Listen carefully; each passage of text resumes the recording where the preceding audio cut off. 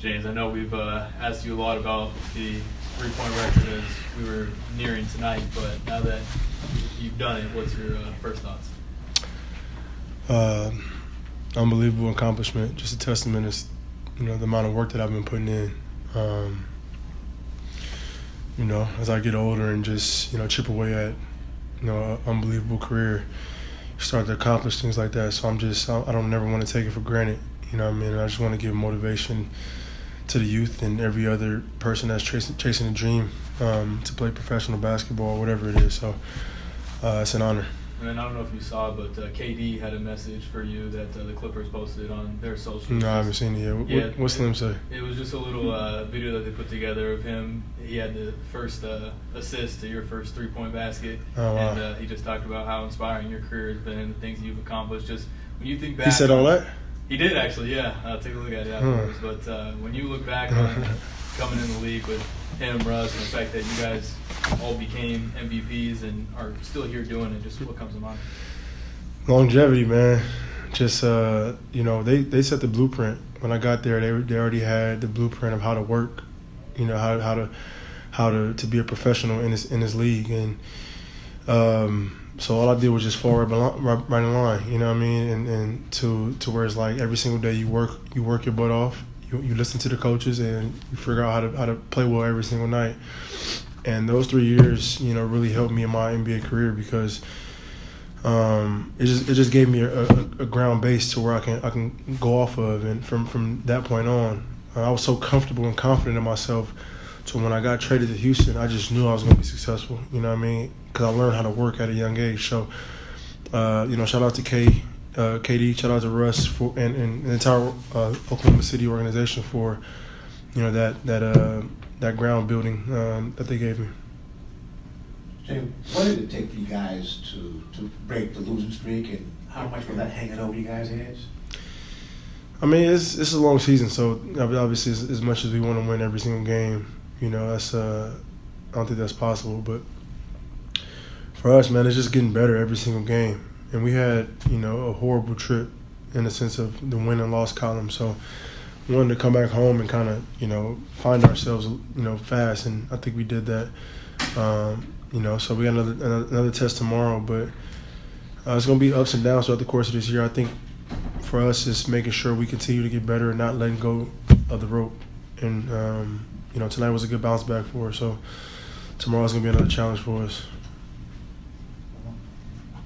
So this is the 8th time in your career where you had double-digit assists and not a single turnover, and it's the 3rd time Chris has started alongside you. How's the whole team kind of helped you take care of all of it, allow you to still make plays for everybody?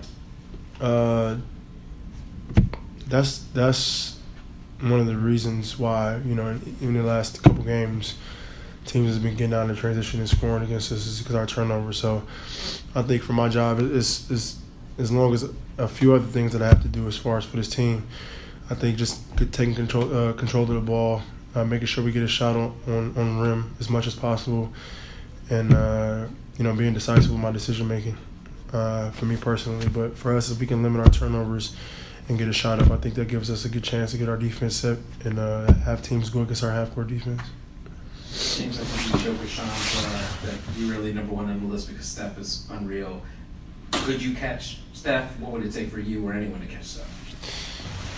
I mean, I'm one of the most confident, guys that we have in this league. But no, I probably won't catch Steph. And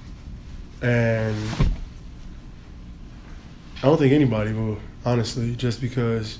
And Steph started and he just, I don't know, man. He can shoot the shit out the ball, and granted, a lot of these guys are on that list for catch and shoot players, right? So they came off pin downs, they were spot shots or whatnot. Now in the games of Walters, guys like Steph is coming off pin downs, he's creating off ISOs, he's coming off pick and roll, so there's so many different variables to be able to shoot the three and make shots and do it at an efficient high level. So somebody has to have an unbelievable career, shoot the ball well, and make a lot of threes. And I mean, if it happens, it's going to be when we're not here anymore. So that'll be got to be in there for a minute. Last one, Tamar. James, 3 games now starting with Chris at that back row. Just what's it been like playing with him? What have been some of the differences that you felt out there, maybe pressure-wise, the ability to create more for yourself? What do you feel is the difference so far? I mean, just what he brings to the table, his defensive tenacity. You know, he's been put in different roles in these last few games, like a little bit unorthodox, especially in that Houston trip. You know, to where we just got to get more comfortable and figure out how can we attack different defenses, how they guard us. But for the most part, you know, he knocks some shots down. How many he hit? 3? He hit 3 for 6 tonight, which is 50%. I know he's mad at himself because he feel like he should make every shot, but he brings us a different dynamic to the team, which we need. So, you know, hopefully we can get this thing going. Did you know Norm still had bounce like that? Excuse me? Did you know Norm had bounce like that? I mean, me and Norm was joking about it. Like, I mean, he does it in practice or whatnot in shoot-arounds, but he don't do it in the games. Like, going into that Houston game, I had more dunks than him, which is only one, but I had more dunks than him. And then he called me last game, and then tonight we both had a dunk. So, for him to be athletic and 29 years old, he got 2 dunks. We got the same amount of dunks. So, yeah. Thanks, y'all.